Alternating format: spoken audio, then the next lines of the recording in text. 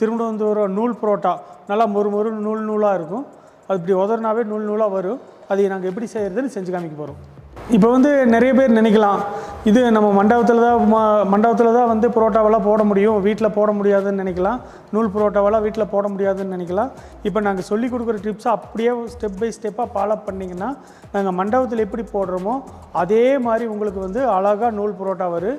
நாங்கள் எப்படி போடுறதுங்க இப்போ செஞ்சு காமிக்க போகிறோம். இப்போ வந்து 1 கிலோ மாவு எடுத்துருக்குறோம்.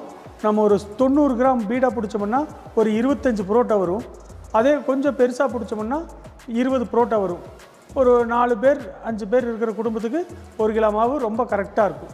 இப்போ வந்து நம்ம புரோட்டா செய்யறதுக்கு தேவையான பொருட்களை நம்ம எடுத்து வச்சுருக்குறோம். வாங்க பார்க்கலாம். மைதா மாவு வந்து 1 கிலோ எடுத்து வச்சுருக்குறோம் அளந்து.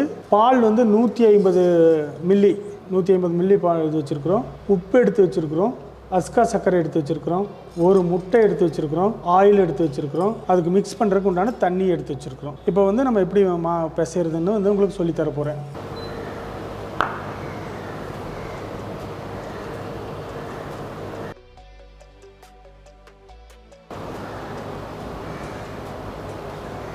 இப்போ மாவு கொட்டி வச்சுட்டோம். கரெக்டாக 1 கிலோ மாவு எடுத்துருக்குறோம்.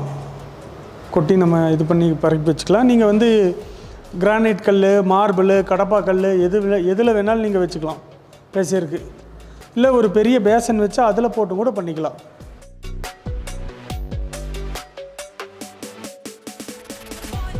ஸ்பூன் வந்து கொஞ்சம் பெருசாக இருக்கிறதுனால 1 ஸ்பூன் போட்டிருக்குறோம். அதே மாதிரி சர்க்கரை 1 ஸ்பூன் நிறையா. இப்போ ஒரு முட்டையை உடைக்க போகிறோம். ஒரு முட்டையை வந்து உடைச்சி ஊற்ற போகிறோம்.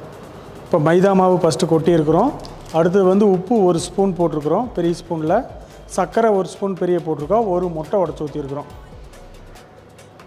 நல்லா முட்டை வந்து நல்லா கலங்கிற மாதிரி நல்லா கலக்கி விட்டுறோம். பால் வந்து 150 மில்லி பசும்பால் வச்சுருக்குறோம். பசும்பால் ஊற்றி நம்ம பிசைய போடுறோம்.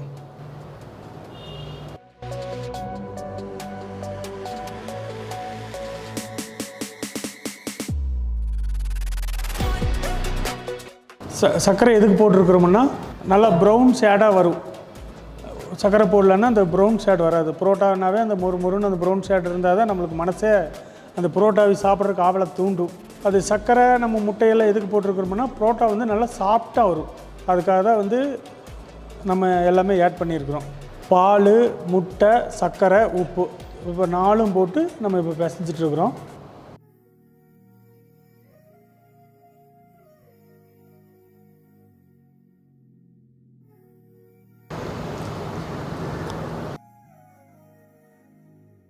மண்டபத்தில்னா ஒரு 40 கிலோ, 50 கிலோ, 80 கிலோ மாவு பிசைவோம்.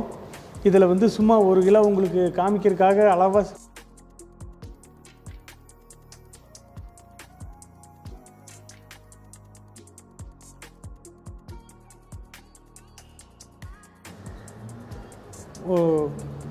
இப்போ நல்லா ஓரளவுக்கு மிக்ஸ் ஆயிடுச்சு. இன்னைக்கு கொஞ்சம் தண்ணி ஊற்றி நல்லா பிசைச்சுக்கணும்.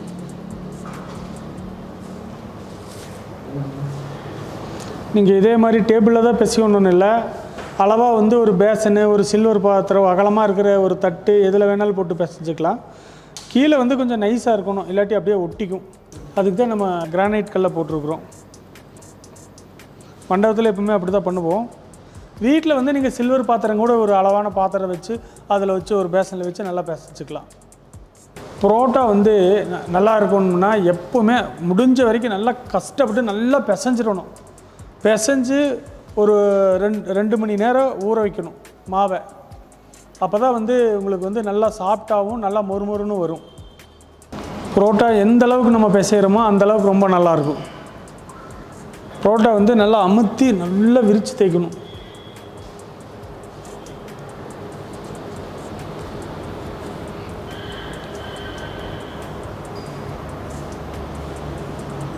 பிசைறதுல வந்து இதுதான் டைமுங்கிறதெல்லாம் இல்லை.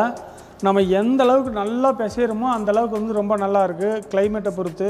அதனால் கொஞ்சம் நம்ம நல்லா மேனிஷ் ஆகிற வரைக்கும் நல்லா பிசைஞ்சுக்கணும். அப்போ தான் அந்த நல்லா சாஃப்டாக உதிரியாக நல்லா பிச்சா அப்படியே பிஞ்சு வரும். மேலே மொறுன்னு இருக்கணும், உள்ளே வந்து சாஃப்டாகவும் இருக்கணும். அப்போ தான் புரோட்டா நல்லாயிருக்கும்.